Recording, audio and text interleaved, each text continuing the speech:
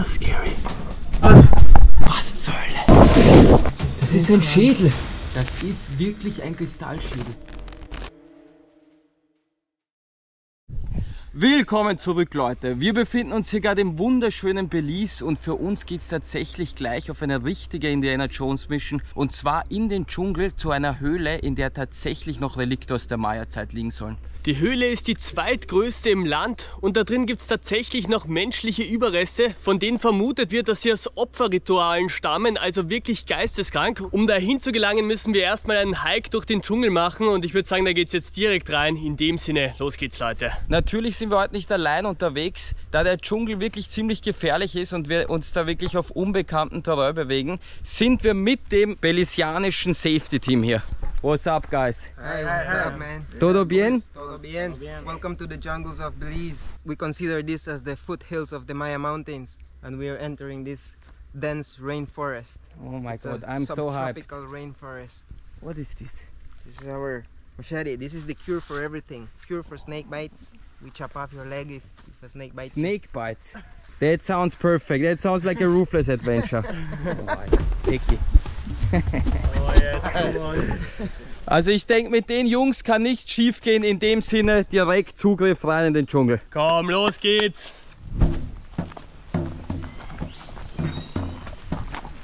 Boah, jetzt schaut euch das mal an. Wunderschöne Natur links und rechts.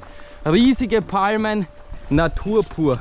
Boah, das ist schon ein Wahnsinn hier. Also da fühlt man sich echt, wie als wäre man auf der Suche nach einem verlorenen Schatz. Ja.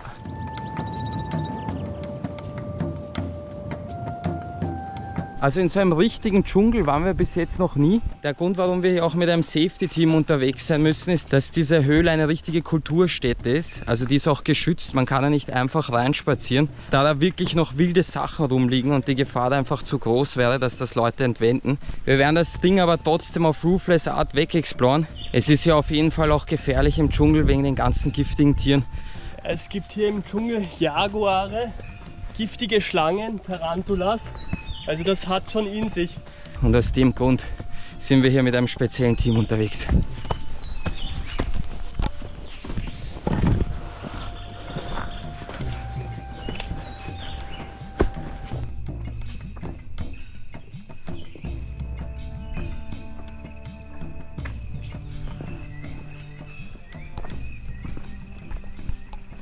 Oh, allein diese Geräuschkulisse hier. Vielleicht haben wir ja Glück und wir sehen das eine oder andere giftige Tier. Also das wäre auf jeden Fall ein Highlight. Boah, massiv. Schaut euch mal diesen Baum an. Gigantisch. Ich schwitze wirklich so dermaßen schon in der langen Hose. Wir können auch leider nicht mit kurz herumspazieren. Einfach zur Sicherheit wegen den Tieren. Das macht das Ganze auf jeden Fall schon extremer.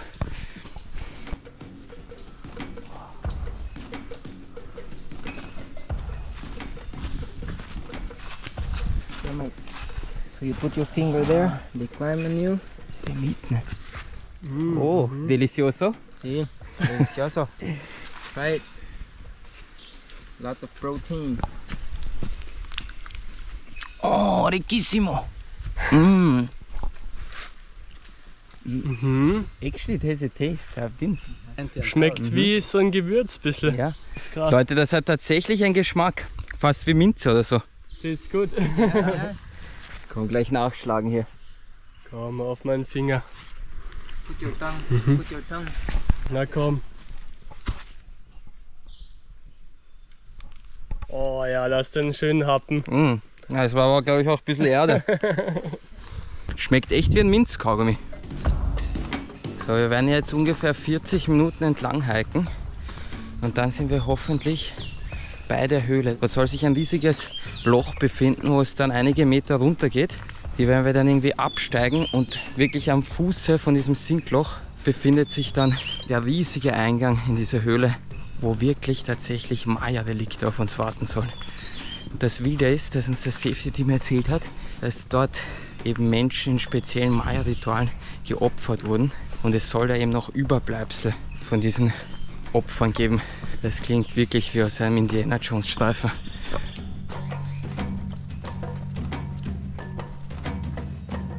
So, hier wird es jetzt auf jeden Fall schon felsig. Also ich kann mir vorstellen, dass wir ganz in der Nähe von diesem Loch sind, wo wir gleich absteigen müssen.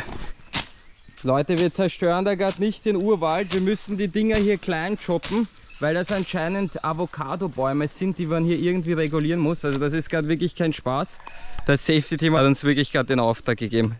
Also komm weg, choppen hier. Ah! Das geht schön durch. Schön weggechoppt hier. Oh, feels manly. But then you guys are missing that part right there. Ei, ei, ei. Komm, wegmachen. Ja, Ah, finish. They grow pretty big. Mit so einer Machete macht das richtig Bock. Tarantula? Und eine Tarantula. Like I said earlier, I will not promise you the tarantula is coming out. But then it is here, see? I'm pulling on the stick and then the tarantula is biting on it. Don't make noise because if not she's going away. Ah! So she's in there. You guys get the stick that Huso has Yeah. away from her. Maybe you can bring her out. That has stick or little branch has to go all the way in. muss nach rechts rein. Ja, genau. Oh, das ist scary. Oh ja, sie hat's. Ist das krank? Sie kommt, sie kommt, sie kommt. Boah,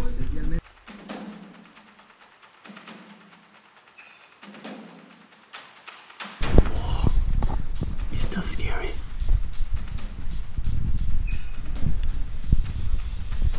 Ich hatte sie an der Angel. Man hat's gesehen. Ja.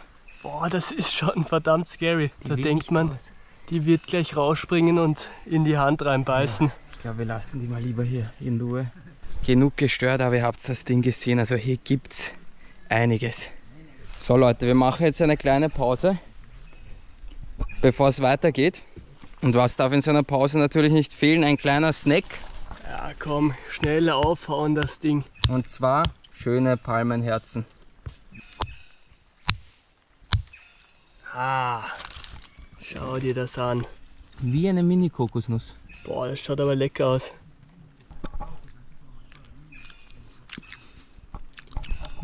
Schmeckt wie eine Mini-Kokosnuss. Leicht verdorben. Ja, stimmt. Leicht Schmeckt alkig. Schmeckt alkig. Gehört Power. Ui, ui, ui. Let's go. Vámonos, caminantes. Vámonos.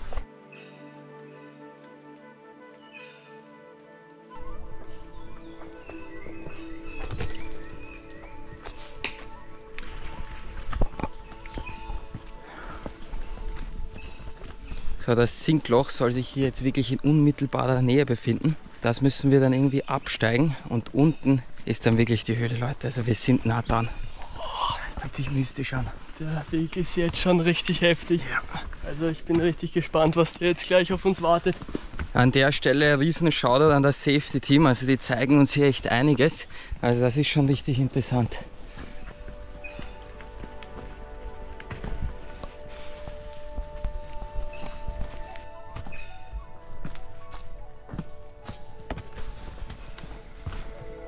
Schaut euch das an, Leute. Das ist das Sinkhole. Boah, sowas Wildes habe ich noch nie gesehen. Da geht's direkt in die Höhle rein. Boah, schaut euch das an. Und da hinten, das sieht schon wie ein riesiger Höhleneingang aus. Das sieht so krank aus. Wenn man sich jetzt vorstellt, dass da wirklich Mayas drin waren und Opferungsrituale. Also das ist wirklich krank. Wie aus einem Film. Ja. Man sieht hier nicht so gut, wie tief es da runter geht, weil da einfach unten auch Dschungel ist. Aber das werden auf jeden Fall schon an die 30, 40 Meter sein. Da geht es jetzt auf jeden Fall gleich für uns runter. Schön zum Fuße von diesem gigantischen Sinkloch.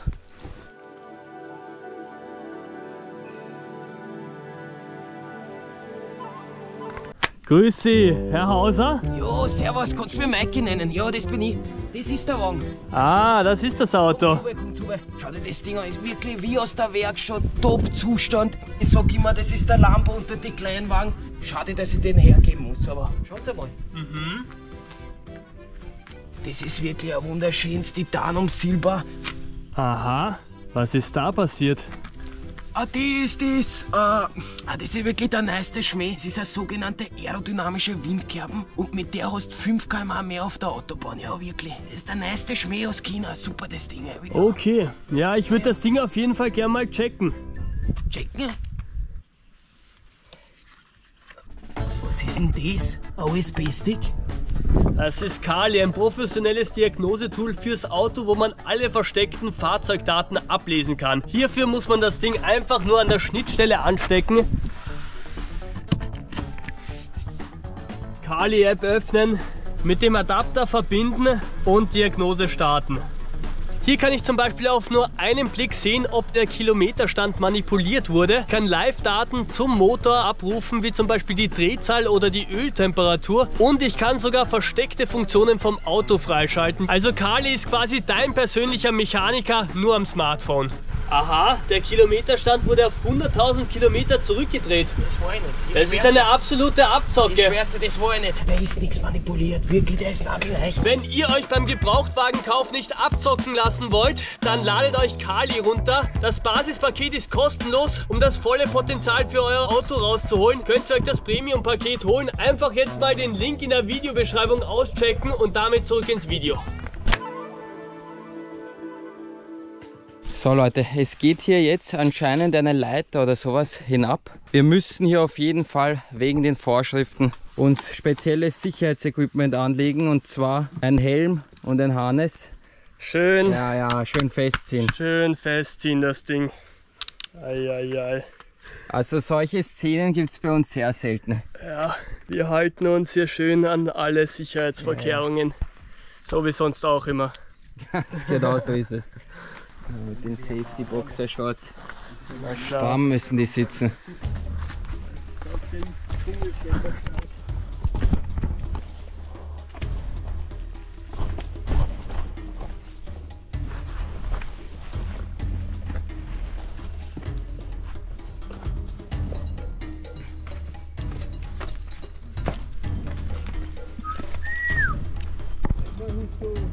I'll connect you, and then you're climbing on your own or going down the ladder on your own. Okay. Then the rope is here for safety, okay?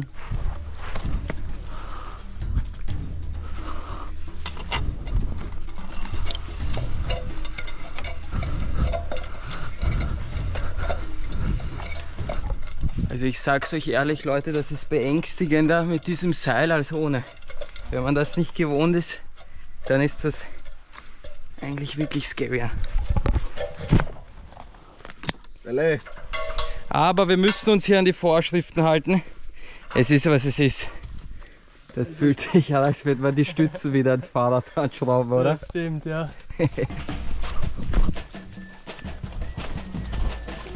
Das sieht echt schon wieder Höhleneingang aus.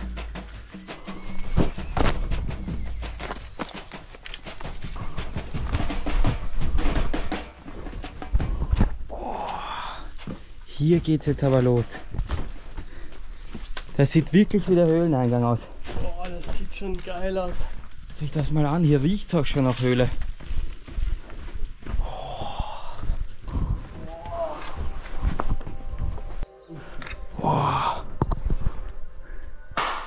Alter Scholli. Ist das ein Ausblick? Ewa! Ewa! Oh, das ist ein schöner Hall. Can we do a big Ewa together? It's like a German greeting. It's like hello, but more like a salute. Wait. What's the word? Leiwa? Ewa. Ewa. 1, 2, 3. Ewa! Oh. Don't step on that, man. What is this? It's ancient Maya pottery. Oh shit. Leute, direkt schon auf einem Relikt gestanden. Das sind anscheinend Überbleibsel von einem Maya-Topf. Hier geht's wirklich los. Then this is the tool they were using to grind. They get their bean, their corn, and Yeah. this is how they were getting their dough. Okay, Yeah. crazy. Das sieht man, da kann man schön bearbeiten damit. Ja. Ganz glatt.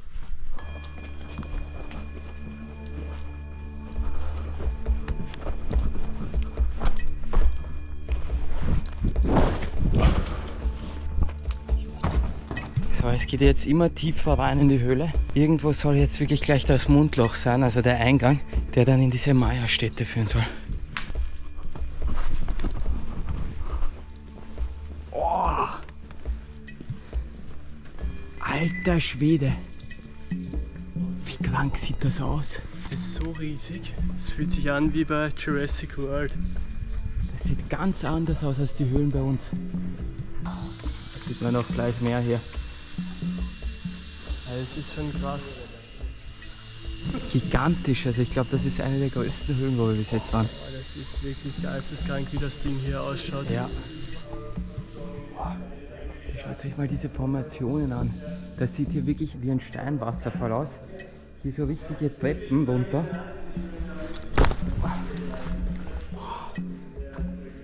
Da geht es wirklich runter in die Höhle. So Leute, bevor wir uns hier jetzt gleich in die Höhle vorkämpfen, geht es für uns hier noch rauf, um eine kleine Tonaufnahme zu machen, damit ihr wirklich schön seht, wie krass das hier aussieht.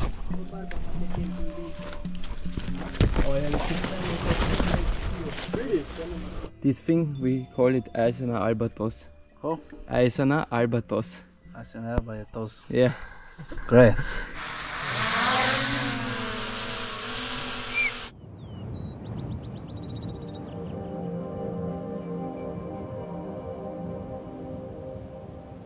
Das Safety Team hat uns gerade erklärt, dass dieses massive Sinkhole durch einen gigantischen Meteoriteneinschlag in Mexiko entstanden ist. Und dann wirklich in die Zeit der Dinosaurier zurück. Ja. Boah, das waren ja jetzt mal Tonaufnahmen vom Allerfeinsten. Boah, da sieht man, wie fett dieses Ding ist. Ja. Das ist echt geisteskrank, mitten im Dschungel einfach. Jetzt aber schön hier runter und rein in die Höhle.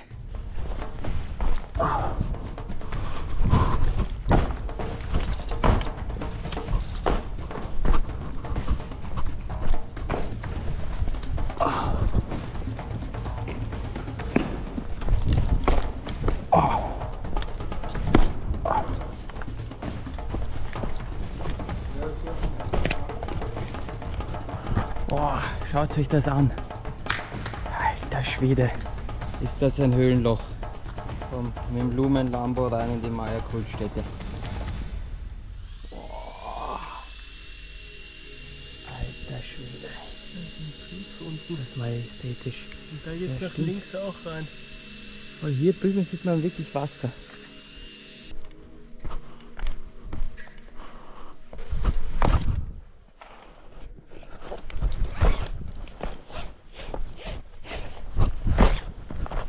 Wir können das Sicherheitsequipment jetzt hier ablegen. Wir befinden uns jetzt tatsächlich schon fast ganz unten bei der Höhle und da unten soll es jetzt wirklich reingehen. Man hört hier schon einen kleinen Fluss, der hier durchplätschert. Also es wird auf jeden Fall gleich nass. Oh, jetzt bin ich aber hyped, wie Ja. das drinnen in der Höhle ausschaut. Ja. Let's go.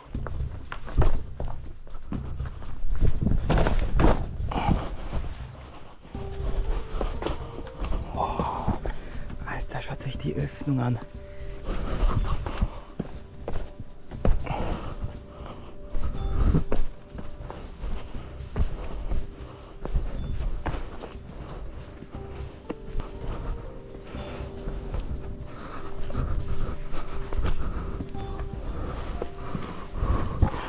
Boah, hier geht's jetzt los, Leute. Das ist die Höhle. Seht euch mal die Decke hier an. Peter, das ist es. Yes. Schaut euch mal an, wie klar das Wasser da unten ist. Glasklar. Da kriegt man direkt Bock auf einen Badegang. Hier fließt wirklich ein Fluss durch die gesamte Höhle. Und der Boden hier, das sind überall Kristalle. Ja. Es ist auch wild, dass hier liegt nirgendwo Müll oder sowas. Da sieht man, das ist wirklich die Endstufe von den Höhlen.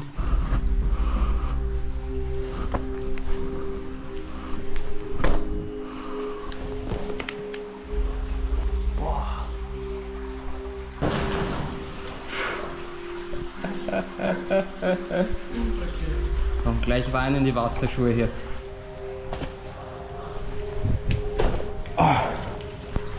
So. Und hier geht es jetzt wirklich los.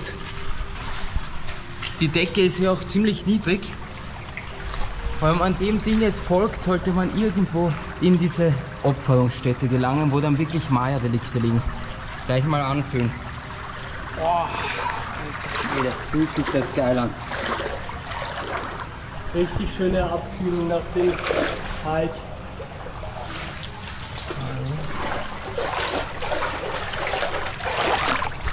Boah, Alter, schau dir die kleine Öffnung an. Ah ja. Gleich mal schauen, was da hinten ist. Oi, oi, oi. Wow. Da sind die Kochonen gleich im Wasser. Aber so muss das sein. Alter, da geht's gar nicht weiter, oder? Boah. Boah, das ist. Fühlt sich aber an. Da geht's weiter. Da müsste man Wirklich? durchtauchen. Okay. Also da wäre jetzt die Tauchausbildung gefragt. Würdest du da durchkommen? Ich spüre halt, dass es da ein bisschen Luft gibt. Aber dahin zu tauchen ist ein arger Pulsen. Und? Okay, warte. Komm, durchtauchen. Ich schau mal mit dem Licht.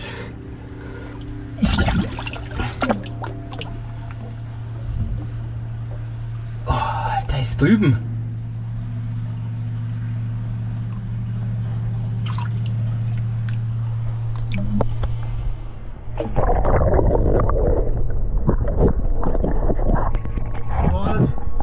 War scary.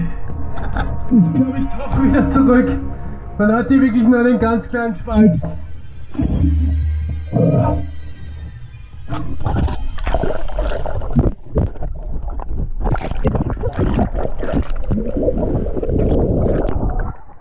Boah. Ich hatte arg Angst beim Zurückgehen. Ich habe die Decke gefühlt und ich habe kurz gedacht, dass ich irgendwo auf der Seite bin. Okay. Schön sicher gegangen, dass es doch wirklich nicht in einen versteckten Gang geht. Ja gut, jetzt kann es weitergehen.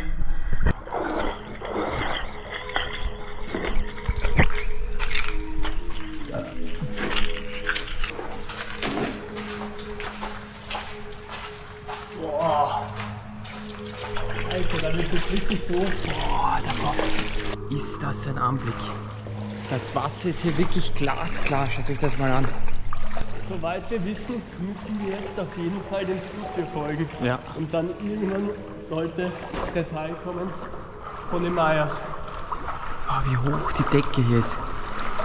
Also das kann man sich wirklich nicht vorstellen, dass hier tatsächlich mal Mayas durchgewandert sind, um jemanden zu opfern. Seht euch das mal an, die ganzen Formationen hier. Da schlängelt sich einfach schön der Fluss durch.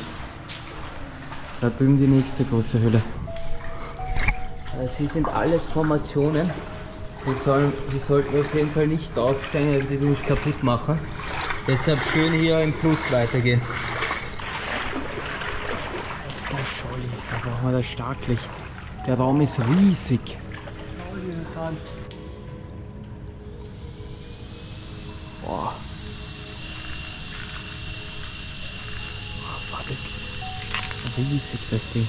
Boah, das sieht wirklich geil aus.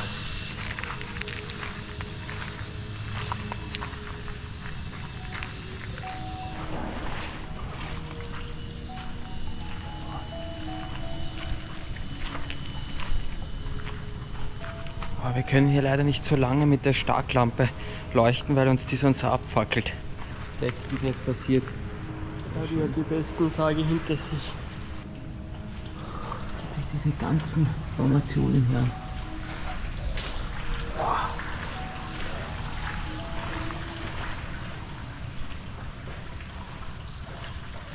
Wasserfall aus Stalaktiten. Ja, also der Ort ist wirklich extremst mystisch.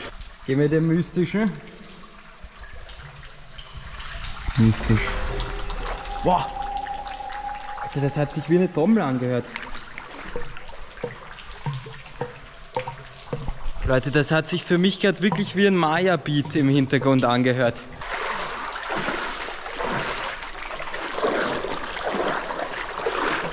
Ich sag's euch, Leute, das hört sich hier im Hintergrund wirklich an wie irgendwelche mystischen Klänge.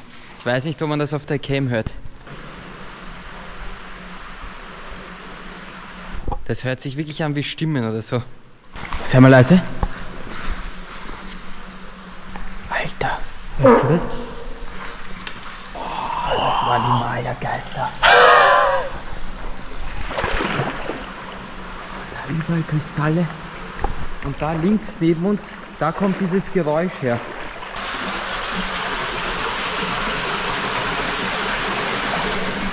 Also das ist das, was sich hier wie Stimmen oder so anhört, einfach durch die Akustik.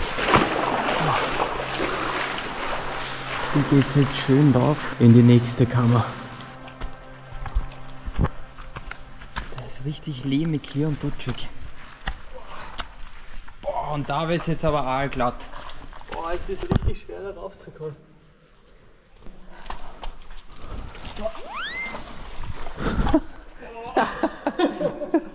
Uiuiui. Boah, das ist nicht so leicht. Boah, also das war eine wilde Abfahrt hier runter.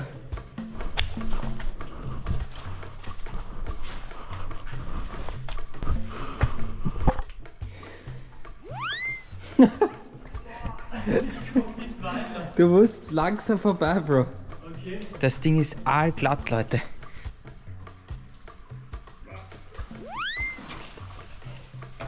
Bro, Das gibt's doch nicht. komm, Versuch Nummer 4, jetzt muss es aber klappen. Come on.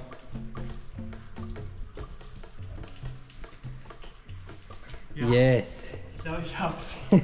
Boah, das ist krank rutschig.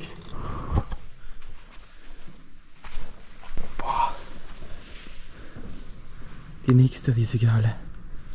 So, hier irgendwo in dieser großen Kammer liegen jetzt die Knochen versteckt, Leute.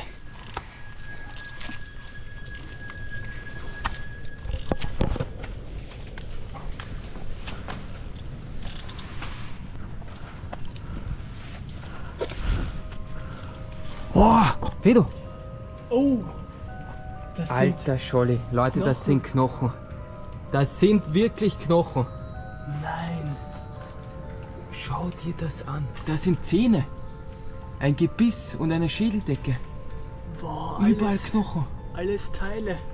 Hier geht's jetzt wirklich los. Das sind wirklich die Überbleibsel, höchstwahrscheinlich von einer Person, die hier geopfert wurde für Maya-Rituale. Soweit wir wissen, liegen hier 13 Skelette rum. Und das Markante ist, dass die wirklich nie im Ganzen liegen, einfach weil die Maya die damals wirklich zerstückelt haben und dann die einzelnen Teile an verschiedenen Orten platziert haben. Und deshalb liegt da nichts im Ganzen. Soweit wir wissen, stammen diese Knochen hier von 800 nach Christus. Also die sind an die 1000 Jahre alt.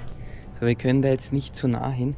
Wie gesagt, diese Stellen hier sind wirklich alle komplett geschützt, damit hier wirklich nichts entwendet wird. Und wir haben hier eben eine spezielle Genehmigung, dass wir uns die Teile hier ansehen können.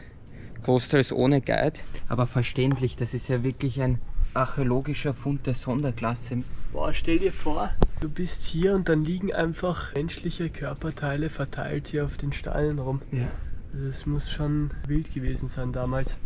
Das war ja auch wirklich eine Ehre für die Mayas, sich opfern zu lassen. Also die haben sich freiwillig gemeldet, wurden dann durch die Zunge gepierst, die Männer durch das Glied, bei den Frauen durch die Nippel und dann wurden die eben aufgeschnitten und hier aufgelegt. Das hört sich richtig einladend an. Ja, aber schau, das ist halt wirklich auch ein Baum von Formationen. Hier. Also das ist halt wirklich der Ort, wo man das macht.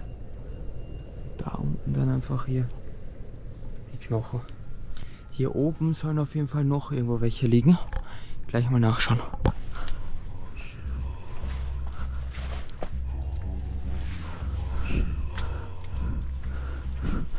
Irgendwo hier sollen die liegen. Also wir haben grobe Informationen bekommen, wo wir die Dinger finden. Also ohne die Info wäre das wirklich nahezu unmöglich gewesen. Und irgendwo hier sollen noch welche liegen. Aber ich sehe da gerade gar nichts. Vielleicht da hinten? Na, da ist nichts. Das ist doch der Punkt, oder? Der höchste Punkt hier. Irgendwo hier, ich glaube da oben. Bist du nah für das Informationen? Da. Bro, Ha? das ist krass. Das Ja? ist ein Kinderknochen. Oh, Schau dir das an, rechts. Rechts von Boah. dem Kristall. Das das ist ein Schädel. Leute, da hinten liegt wirklich ein kleiner Schädel. Boah, das sieht ganz eigen aus. Der ist deformiert. Das ist doch auch so ein Ritual, wo die was über den Kopf binden, dass er in der Wachstumsphase irgendwie kleiner wird oder so. Ja. Leute, der Schädel sieht komplett deformiert aus. Boah, das ist wirklich krass. Da sieht man wirklich, dass es ein Ritual war. Einfach hier hinten ein Schädelknochen. Alter. Zwischen diesen wundervollen Formationen liegt einfach ein kleiner Kinderschädel. Wie gesagt, die haben wirklich die Körperteile von den Geopferten in der ganzen Höhle verteilt. Das Safety Team hat uns vorhin auch erklärt, dass die Maya eben gedacht haben, dass jedes Körperteil quasi eine eigene Seele hat. Und deshalb wurden die da auch eigens verteilt und die Werkzeuge, mit denen die halt geopfert wurden, wurden danach komplett zerstört. Boah, das ist schon ein wildes Gefühl hier, oder? Ja. Die zweite Fundstätte hier schon und das mitten in einer massiven Höhle, die einfach in einem Sinkloch im Dschungel liegt. Alter. Das ist wirklich wie aus Indiana Jones gerade. So, es geht direkt jetzt zur nächsten Knochenstelle. Und zwar soll die hier oben bei dieser riesigen Formation sein. Da das wirklich eine absolute Ausnahme ist, dass wir uns hier alleine herumbewegen dürfen, haben wir davor eine kleine Einweisung bekommen. Es gibt hier nämlich eine Stelle, die sich da oben befindet, wo wir jetzt wirklich gleich die Schuhe ausziehen müssen, weil wir da gleich auf Formationen rumgehen müssen und mit den Schuhen würden wir die zerstören. Deshalb müssen wir jetzt nach so einem roten Spot Ausschau halten, einer roten Stelle.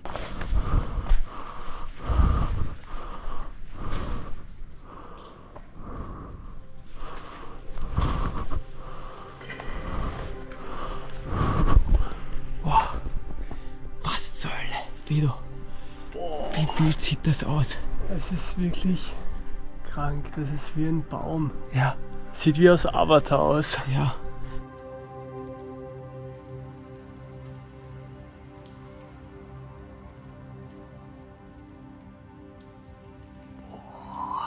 Das sieht auf jeden Fall aus wie dieser rote Spot.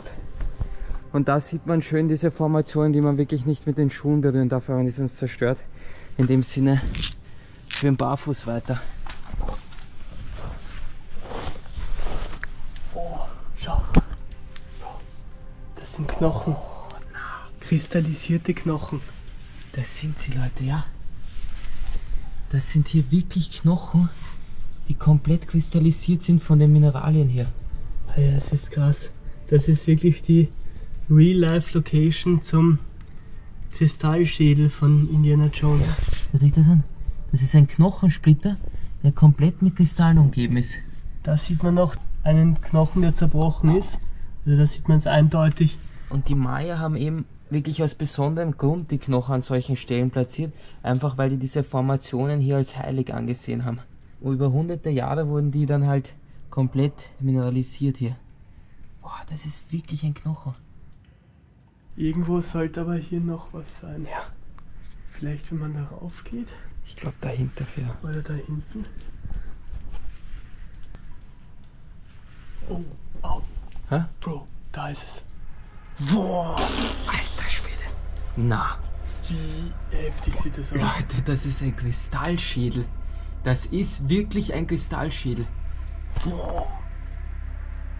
Das ist wirklich der Schädelknochen von einem Mensch, der über hunderte Jahre hinweg hier komplett kristallisiert wurde.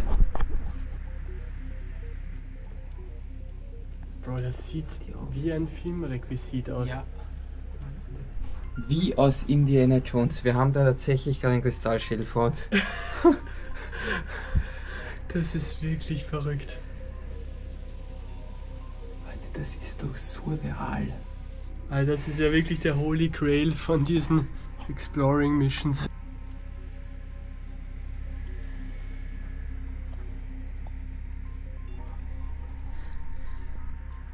Wir haben tatsächlich hier den Kristallschädel gefunden. Yes. Der Holy Grail der Relikte. Schönen Einblick hier in die Maya-Kultur bekommen. Na gut, Leute, schauen wir mal, was es hier noch gibt.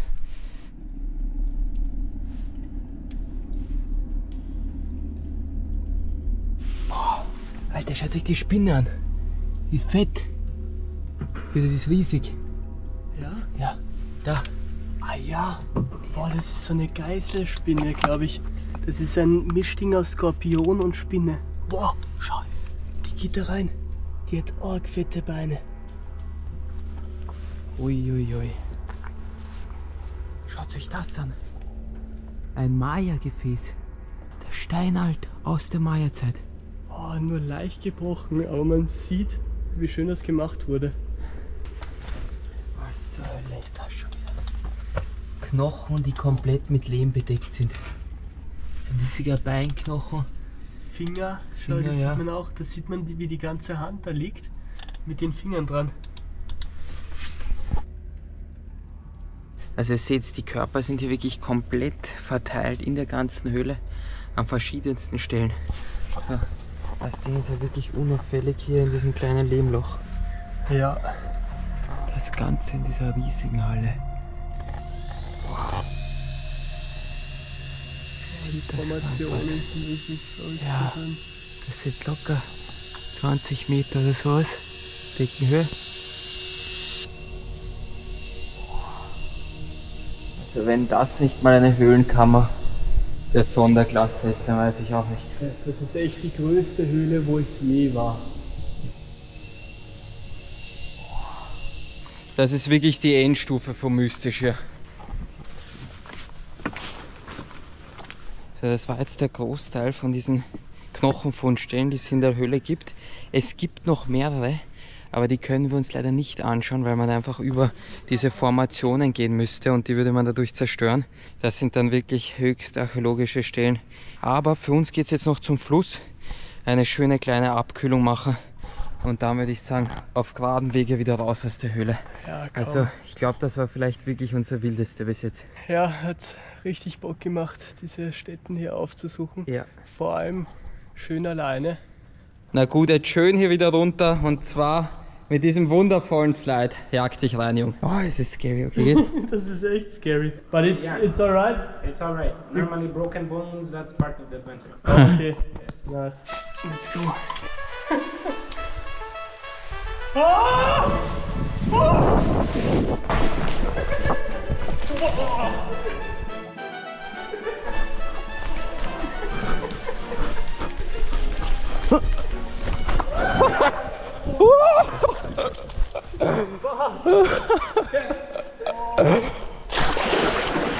Alter Leute, war das gerade geil.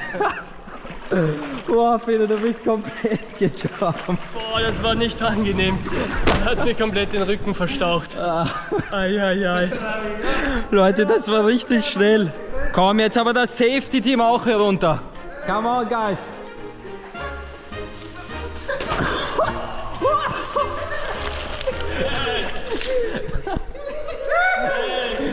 Alter, ist das geil.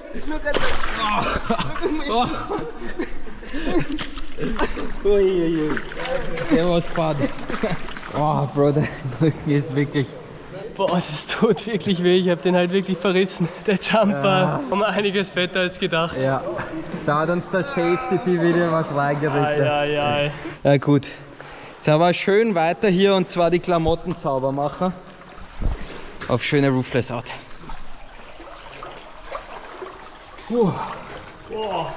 War jetzt kühler aus. Boah, es ist frisch. Oh.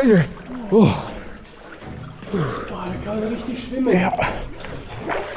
Kann man wieder stehen. Ja, Alter. Okay. Da ist ja wieder der Ausgang von der Höhle. Hier geht's raus. Hier noch ein kleiner Badegang muss noch sein, ist komplett dreckig.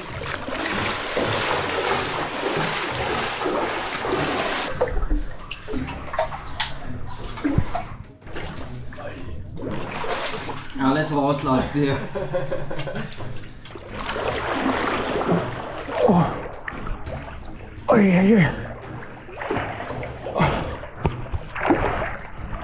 Okay, dann geht's weiter. Peter, da wird's scary.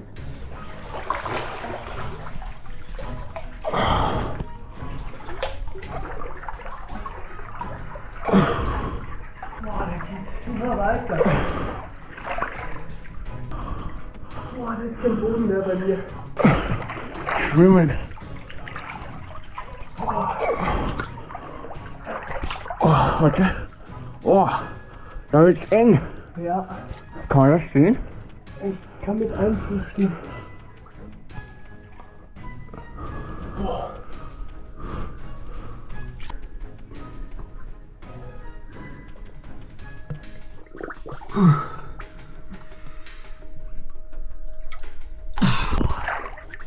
Ich glaube, das ist das Ende hier. Oder geht's da weiter? Ja. Nein, da geht's nicht mehr weiter, oder? Das ist eine Sackgasse, also das war doch keine Abkürzung hier raus. Wir dachten uns, wir schwimmen da jetzt schön ins Sinkloch rein, aber ganz im Gegenteil. Komplett in einer Sackgasse.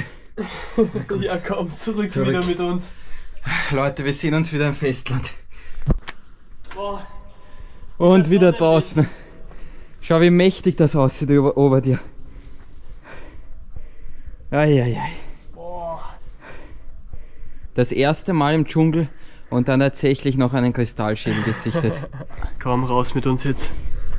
So Leute, wir haben es wieder heil rausgeschafft. Also das war wirklich eine Indiana Jones Experience der Sonderklasse. Vom Kristallschädel bis über Schwimmen in der Höhle. Das war einfach nur wild. Aber wirklich die Full Experience, hat richtig Bock gemacht. Bin wirklich geisteskrank erledigt.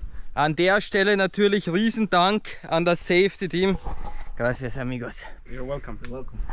Die Jungs von der Cave Branch haben das Ganze ermöglicht. Big up, guys.